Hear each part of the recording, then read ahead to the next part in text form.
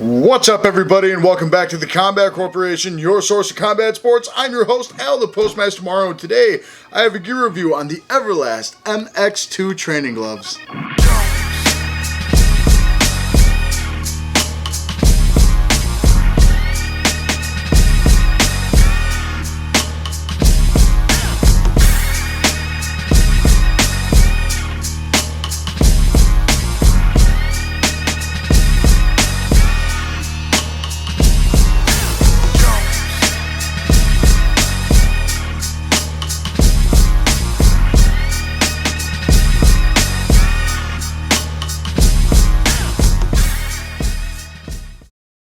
Alright folks, as always, I am incredibly excited to bring you yet another gear review, as today we have the Everlast MX2 training gloves in Velcro. They also come in lace-up, and I'm excited to do this review for a bit of a different reason today because, and I usually say stuff like this for the end, but this is the first pair of gloves that I reviewed that I don't like and probably won't give that good of a rating to, which is something that usually you save till the end of the video. But I always figured I wanted to review good quality equipment because that's what I would like people to get instead of stuff that kind of sucks. And in my opinion, these kind of suck. You know, they definitely, I don't think are as good as their previous model, the regular MX, the MX1, if you will. And I think this was definitely one of the worst things Everlast has ever produced. So I guess that kind of gave you the idea of how this video is going to go. I'm going to break it down just like I would with any other pair of gloves. But I just kind of want to give that disclaimer that this is the first time I'm going to give something. Really, I don't think, I looked through my videos. I don't think I've ever given anything below a 7. Honestly, in most of my videos I say it's good for this person, it's good for that person, you know, and there might be some people out there that like these gloves, but I personally just don't like these gloves at all. You know, I've used them, they look cool, they're more of a display piece because they're gold, but that's about it. But you know, without further ado, I guess we'll just kind of go into the history and like the news, I guess you could say, about the MX2. They were released, I want to say, in November of 2021, so a little over a year ago, or mid-October, and I got them in the early stages of November. I remember it was around someone's birthday, so it was around the November 5th, it's through 8th, which is oddly specific, but these gloves I bought around that time. And it was because they were brand new. They had really only been out for a little over a week and a half, 2 weeks at that point, and everyone was really clamoring about these because just a few months beforehand they released the Power Lock 2, which was a really, from what I read from a lot of different reviews and now having them myself, were a bit of a quality improvement compared to the original Power Lock in some areas. And a lot of people, even pros, started switching to using the Power Lock 2, and they were well received in stores as well because not only did they have the original Power Lock and like Dick's Sporting Goods and stuff with the synthetic leather, now they have the Power Lock 2s, which a lot of people, even at my gym, a lot of beginners are using those, and they say they love those. And for me, they look a lot more durable and everything else like that, and they're lasting a little bit better than the original Power Locks that I saw, which is good. And a lot of reviewers like Fit to Box or C Squared said that the Power Lock 2 was an improvement, which was great. Great news. So I had to try those, but I got these first because I was like, man, the MX weren't bad, and these guys said that they changed a couple things to them. Well, when I took it out of the box, I was kind of, you know, I was a little upset, I guess, because first thing I was thinking was, for a puncher's glove, it was awful short, which is something you don't see from a puncher's glove usually. Usually puncher's gloves are a little bit longer. That and having a short wrist cuff. Most people that have had boxing gloves know that shorter wrist cuffs mean that there is not quite as much wrist support because it's not going to stop your arm from going backwards, forwards, to the side, or anything like that. Unlike the original MX by Everlast, it was a much longer and wider glove, actually. The other thing was a bit of controversy with the MX2, which burned a couple people on YouTube like Fit to Box or C Squared that did the review and had to basically re-release a video saying, I apologize, there was misinformation, because basically Everlast said that these gloves were released to mimic a fight glove and have horsehair and foam on the inside, which turned out not to be the case. Basically, a brand that will remain nameless, you know, because a lot of brands will go into different brands' gloves, cut them open and see what's up with them and stuff like that. And when he opened them up, he basically said there's no horsehair in these. And you know, when I took them out, I personally couldn't feel any horsehair when I was feeling around. It just felt like foam. It didn't even feel like latex. It just felt like a really soft foam. And basically, the brand sent it to Everlast. They gave them a refund for everything, but said, don't tell people that you have horsehair in it if there's no horsehair in it. And that was the thing, is there's a couple other gloves out there that use that horsehair foam blend. The two that come to mind are by Salvador, you know, the HF gloves, and then there's the what was the other one? Sabas Bella Series has the foam hair blend. And I felt bad for guys like Fit the Box and C Squared, because I mean, they said it perfectly in their videos. We have to go off what the brand tells us, because we can't go into every glove, cut it open, and see. For one, we're not made of money, and for two, we love these things. We collect them for a reason, so we don't want to cut them up. But, you know, when I was feeling around, I was on the same boat as Fit the Box, because he said, well, he had cut a pair of gloves open, and there was a tiny little pad of horsehair. There was nothing in this. I personally saw a video of the brand cutting into them, and literally ripping the foam on the inside apart like it was a piece of paper. And then other guys like Box Up Nation, and I think even MSM Fight Shot that sold these, were saying that models like the white leather gloves, the leather would rip apart, or the inside ripped apart, everything about it. And every single person I talked to, even C Squared, agrees with me in saying the gloves aren't made the same. The hand compartment's different and everything else like that. So, you know, like I said, it's the first video I'm going to go into where I don't really like the gloves other than the appearance of them.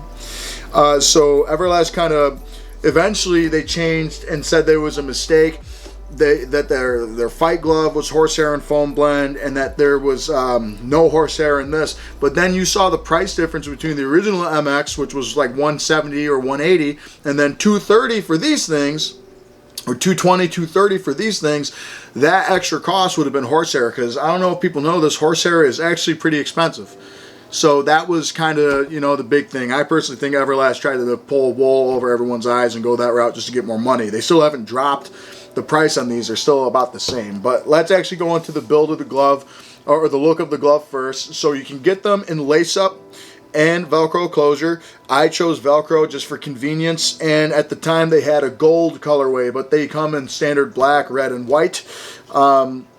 And you can get them anywhere from 12 to 16 ounces, which is, I think there might be 18 too, but I haven't looked in a little bit.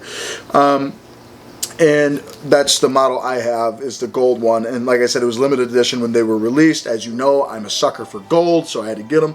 But the look of the glove is fairly basic besides the gold. The entire glove, except for really the Velcro and one piece of thumb piping here, is black. And then the logo is, of course, that nice Everlast black right here with the Everlast logo and their little swoosh there.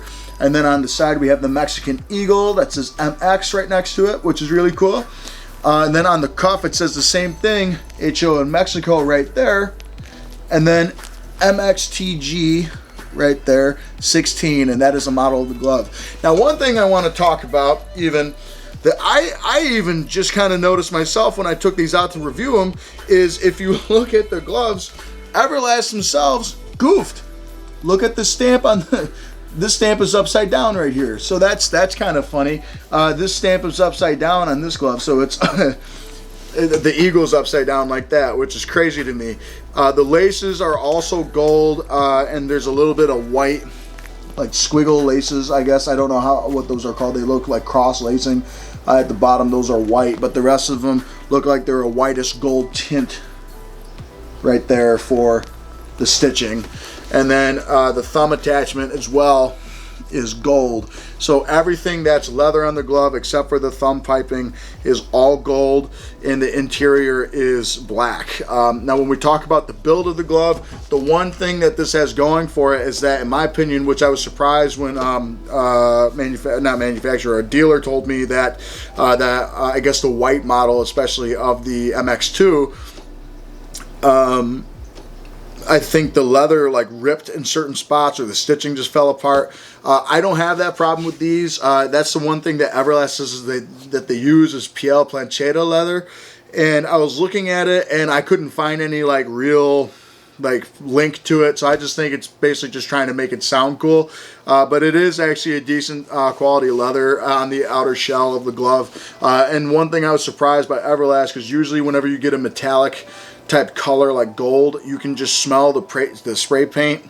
I could smell that on some of their Power Lock models, but here It actually does smell like a good quality new shoe, which is nice. So the leather is actually really nice for me. And it's a decently thick hide that you can actually pull off of the glove here, like a good inch they can yank off of that. So it's actually a thick hide that they put on it. So, and I don't think the leather is cheap by any means, you know, that Everlast would use. It's definitely thicker than the original MX in my opinion, and it's way thicker than a Power Lock is. And the leather is actually decently soft, so it is a supple leather, which is something that it has good going for it. It doesn't crease too much in any areas, and it seems like a decent leather. Where it falls short, however, is the knuckle padding. The padding of the glove, like I said, I saw a picture. It's just this blank sheet of white foam that looked like a mattress topper that the guy literally just ripped right in half without any effort. And you know what? Using the glove, you can kind of see that it's permanently dented in a few areas. And I tell you what, folks, after having these for almost a year now, I've maybe only used them, besides breaking them in to try and make them work, a few times, you know, and their padding just, it broke in, the glove's broken in, but the padding like dented in weird areas and it smushed, and it makes it feel like it's like caved in the hand compartment too, which I'll show in a minute. I'll roll up my sleeves for that actually. But when you got that to worry about with the glove, the padding isn't very good. The other thing is when you smush it like this on the inside, it doesn't return immediately. Like I said, it breathes. It doesn't feel like a memory foam. It doesn't feel like a latex. It feels like just, like I said, like a bed mattress topper. It's not great. Like if you went to Walmart and went to one of those mattress toppers, like those little rolls of white foam, that's what it looked and feels like inside of the glove. So it doesn't feel like a good foam at all. I suppose it's better than some other gloves out there, but it's just really, it's not even too soft. It's just not durable, I guess is the easy way to word that. It doesn't feel durable, especially when you're punching. It feels like the foam just completely pushes down on your knuckle in an unnatural way, and I don't like that at all. But like I said, you can see on both gloves, there are like some permanently dented spots towards the top where the knuckles are, and even with a puncher's glove like the original MX, it's still formed out, especially, you know, stuff like latex too, formed out too. I can't get over that logo though. That's funny. It's completely reversed. But in general, the foam just doesn't feel strong at all. It feels soft, and you'd think that'd be good for a puncher's glove, which usually it is, but it just doesn't feel durable at all, and it does kind of break apart a little bit. Then when we come to the palm of the glove, you have the standard grip bar, which is actually not bad. It's kind of stiff. Feels like someone cut a hose pipe and put it on the inside of it, and it feels really kind of hard compared to the rest of the glove, which is a little frustrating, especially towards the ends here. It feels a lot harder than the center. The piping of the glove is in pretty good shape. The stitching is in pretty good shape for me so far. That thumb piping doesn't make the thumb feel any different. The thumb alone isn't that great. But the wrist cuff is where this glove really fell short. You know, no pun intended. For me, this thing is about as tall as a Fairtex BGV1, and BGV1s aren't known for knuckle or wrist support, but I think they're still a way better glove than these, and they run for a lot less too. But the wrist cuff is so short compared to a lot of other gloves out there, in my opinion anyway, and the way it just pulls way too tight on the inside of the palm here where the wrist is. There is some very, very thin EVA foam on the inside. It just feels like rubber patches that they probably put in there just to make the glove feel heavier, in all honesty. But it's not very protective at all. Even towards the top of the wrist and the palm here, there's nothing there except for the leather. So there's not a whole lot of protection, especially if you were going to try, you know, catching like in tie and stuff. Most tie gloves have that like big foam patch here, like upwards by the palm, so when you kick you can catch it. But here, no. It's just very thin, cheap, feels like rubber, basically. The wrist cuff, I don't mind gloves that have the wrist cuff like this, you know, on the inside. In fact, most gloves are. I like them better when they're more on the outside. But it kind of forces this to be closed. The other thing is, when you got that elastic strap here, it doesn't stretch at all. So it kind of defeats the purpose of trying to have an elastic strap when it barely even opens the glove. You got like a suede feel on the inside. In fact, it is suede from the feel of it. All the way up to the hand compartment until you get to the top of the hand compartment, and it has like that Grant denim feel, like canvas feel. And then on the outside here, you have like that nylon going on here, which is weird. I don't know why they did two different materials. Some gloves do that. This is the most uncomfortable part of the glove, is that all the material in the thumb and the fingers is like loose, and it just is way too cramped of a thumb and hand compartment. And then you can definitely see where some of the unnatural creasings and dentings are all throughout with my hands on the inside. I'm going to strap this tight. And the other thing that you notice is, even though I just strapped this, I'm going to strap it really tight like that. It pops right off. Nothing is hugging my wrist at all, you know. And just to show again, I'm really going to stretch this really tight. And there's nothing keeping my hand on the inside of that glove, and which is baffling because the hand compartment is so small. So when I put my hand on the inside here, the grip bar is so uncomfortable, and my pinky can't even loop over to catch it, which is the worst part. And then on top of it, there's like a separate grip bar towards the top of my fingers here that is the most stiff and rugged feeling, that literally like starts to rub the skin off the tip of my fingers when I use these gloves, and it hurts after a while. It's very uncomfortable. I have to constantly move my thumb back and forth and like move the material on the inside like that, just so my fingers here. And then going back to the wrist, because there is no support here bracing it, and the foam back here is so soft and cheap that I do this and the whole glove creases. Right? It's not like Reyes, because people say, well, Reyes kind of does the same thing, but Reyes has that nice soft wrist cuff at the bottom that keeps it stable, and it's a much longer glove that comes down to like here. Whereas this, there's nothing stopping my wrist from going back to the side, all the way down. And there's nothing here protecting the back of my wrist. So when I hit, I'm gonna jar it and crease it down that fast. It's gonna hurt a lot, and you don't want that to happen. The thumb is so stiff, you can't barely move it. I'm moving it as best as I can. And then on top of it, since you can't move it, the thumb protrudes past the knuckle point. So when you go and punch, your thumb naturally is there to smash, which I think is just a horrendous flaw in their design. You know, even if you punch here, if you have a big heavy bag and you're punching, your thumb jams into that, that's not going to be comfortable.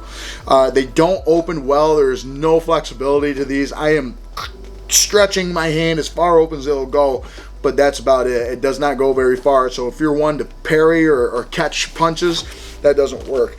The other thing I notice is, as I punch, my hand constantly slides down. I have to push in to get it. And the thing is, the back, and my hands are like, my palms are bigger than most people, but my fingers aren't incredibly long or large. So, I mean, just having hand wraps on the inside of these gloves for me are near impossible. I need to do the thinnest wrap I can, even though the knuckle support on these is awful too. It doesn't protect your knuckles any, it doesn't protect your wrist any, it's uncomfortable. And then on top of it, once again, watch this. No wrist support. Just imagine, this is what's on your wrist here. You should probably get a lace up if you're going to try these out. But the other thing is I put this one on, the right one, and it feels entirely different from the left. I can't even get my pinky over that fake grip bar or whatever it is towards the top of this, like where the stitches are supposed to go. And that's frustrating, right? So I have to really push this all the way in, and now it's like my fingers are poking through the leather here. You can see down here, actually. So it's very, very uncomfortable. I don't like this glove at all. They don't feel the same. The MX1 for me was definitely a lot better, but you know what? I'm going to show you what my attempt at bag work was, because I can barely use these things because they bother my hand so much. But you know, and usually that does not happen, but it's like the glove was just designed to hurt me. So without further ado, let's go into the sparring view and the bag work. So when it comes to using the MX2, it's immediately my hands feel cramped, and it doesn't feel like I can comfortably, I'm even stopping for a second, kind of like look back and wonder if I should even do the bag work. You know, the padding is soft, but it's like too soft and almost pushes down on the knuckles unnaturally. And I even stop here because it's just uncomfortable. My wrists and my fingers can't even form a proper fist. In general, the bag work on these just isn't fun. That's why I'm not really sitting down to try to hit it as hard as I can. I just want to avoid injury. So overall, I just kind of stop it in the bag. So at least a positive thing to these gloves is that they look pretty cool. You know, you got that nice classic black Everlast logo, and that gold is like a brushed gold look to it. So it looks cool, and that eagle that you can see is actually upside down, which is still hilarious. But overall, they look all right. You definitely think someone knows what they're doing when they walk in with a professional Everlast pair of gloves like this. But overall, I just think that the look is the only thing that this glove has going for it at the moment. Everything else kind of sucks. All right, folks, so my final verdict for the MX2 training gloves is I think they flat out suck. I think Everlast really laid an egg with these, you know, basically to word it that way. You know, as far as quality goes with the leather, I think that's the only thing it really has going for it. But as far as the build goes, it's just, for me personally, for a guy that has bigger palms than a lot of people, I got a lot of, like my coach says, I have like catcher's mitts for whenever he wraps my hands. I don't have long fingers or even wide fingers. It's my palm has a lot of meat to it, so I don't know if that's it. But the hand compartment's impossible to have any type of flexibility. You can barely wrap your hands, put your hands on the inside of these gloves. I wish I got a lace-up pair because the wrist support on these is god-awful. You know, I mean, like I said, I always show people, well, think about this. This is what your wrist does. Whoop.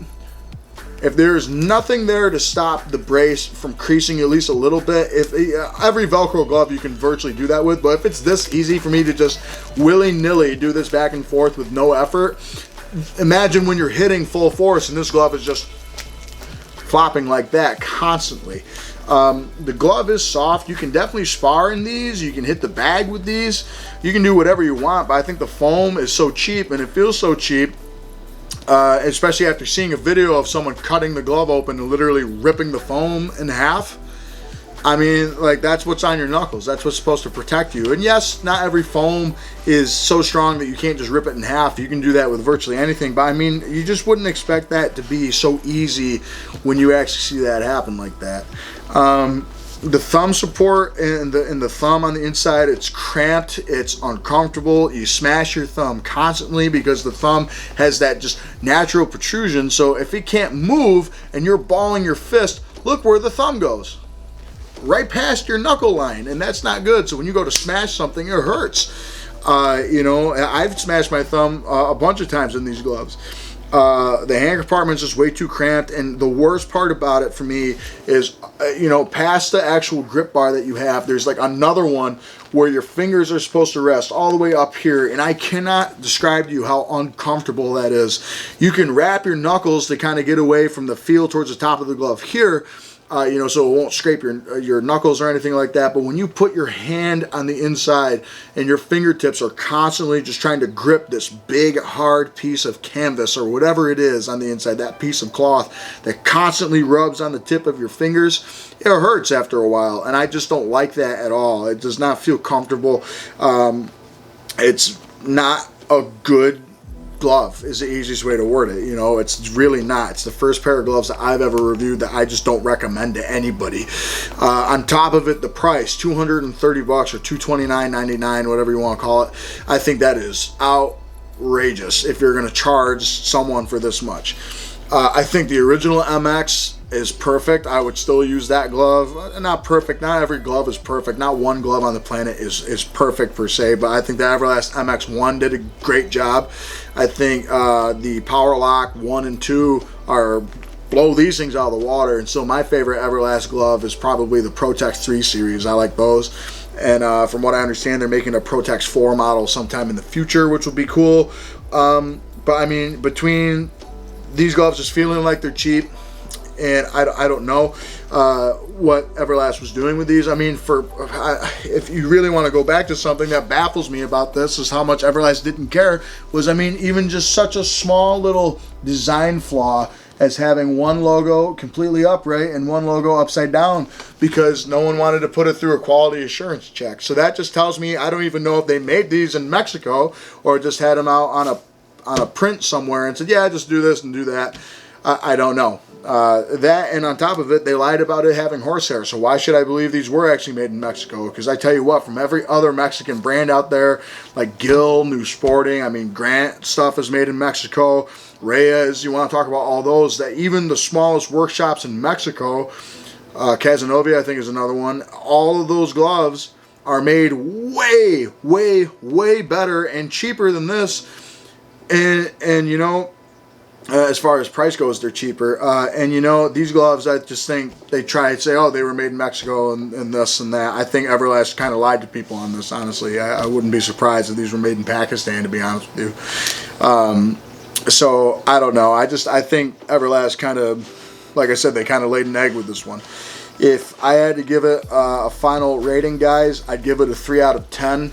And that's being generous, I think, because I can't really use these. They just kind of, and some people have asked, would you sell your stuff? No, I still collect. They're on display. You know, they always will be, and that's basically all it is. They're a gold display piece. What I think I might try and do is give them a second review, maybe in a little bit. I'm in no rush to buy another pair, but I want to buy a lace-up pair and see how they are. But talking to my buddy C-Squared, he said they're not much different than these, and they were a bit of a letdown. I think even this video title said, I love but hate these gloves. I just don't like these gloves at all. I think they did a poor job. And I think Everlast should, if they're going to make an MX3 or MX2 2.0, I think they should definitely look into that. If I were to make this glove better, what I would do is actually use a latex padding, or use the same padding that they used in the original MX, which was like a firmer multi-layered foam. And sorry, my camera just got out of focus. I would use latex or like that multi-layered foam that they had that was like sandwich backed, kind of like that. I would also, I would make the glove longer. I would make the glove maybe a little bit wider. I would not make that god-awful, whatever it is, towards the top here, that grip bar. I think the leather isn't too bad, but I also think that you shouldn't have a puncher's glove that's so short like this. I think it's a decent idea for what they're doing, but a traditional boxer, which is who will buy these. By the way, I've seen no major athlete switch from the MX1 to these in the fight glove version or in the training version, just to give you an idea of how bad these suck. So that's what I would do to make these better. Make them longer, make the hand compartment bigger, especially if a pro is going to train in these. They're going to be taping their hands up big time. There's no room for that in here. The materials are pretty well, and it's crafted decent. The stitching's not bad, but I mean, as far as the build of the glove, by God, this is not good. And then on top of it, once again, that price of 230 bucks, never in a million years would I ever spend that much on these again. That is a total lack. I mean, a total loss in investment for my hands and for anyone else, really, to have these. I don't think they're worth that much. Someone sold them to me for 100 bucks, I'd be mad, because I think they're that bad. So I'm giving them a 3 out of 10 just because of the materials that they're made out of. There might be some people out there that like them. I certainly do not. Maybe someone with smaller hands would really like these. But, you know, even for Muay Thai, you can't open and close them that easy at all. So I think as far as protection, someone's going to get hurt in these. They're just very uncomfortable. I can't even make a good fist in these. Hitting the bag is a chore with these. Everything's a chore with these, but I think y'all get the point. I don't like these. But at the end of the day, once again, I give them a 3 out of 10. I think Everlast did a great job with the Power Lock 2, which I'll be doing a review of in the near future. Finishing up a couple things with that. The Power Lock 2 is definitely a great thing.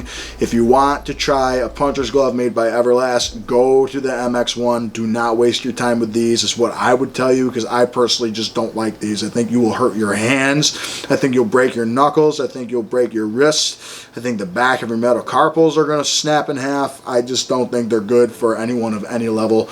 I would just kind of avoid these if that were my bet. That, and for 230 bucks, there are so many other gloves that you can get better at your local Dick's Sporting Goods, to be honest with you, for 20 to 30. So with that said, folks, sorry for a bad review for once. You know, I like to, like I said, I like to review stuff that will actually help you in your training. These will not. You know, why waste your time with a bad pair of gloves? But, you know, I'm going to start reviewing everything that I have. So without further ado, guys, thanks so much for watching the Combat Corporation, your source for combat sports. Please like, comment, and subscribe, as it goes a long way to help the channel. And then, of course, reach out to me on my Instagram page. I'm getting more active on TikTok as of late, trying that out. You can check that out too. And then on top of it, you can also comment below if you have any suggestions of what you like for me to review next. I love to hear your suggestions. I love talking to you guys in the comment section. And feel free to message me on any social media platform. I post there just about daily, and you can always reach out to me. I sometimes am slow to get back. I'm just being honest, but I will get back to you eventually. All right, guys. Once again, thanks for choosing your source for combat sports. I've been Al, the Postmaster Tomorrow, and I'll see you on the next episode.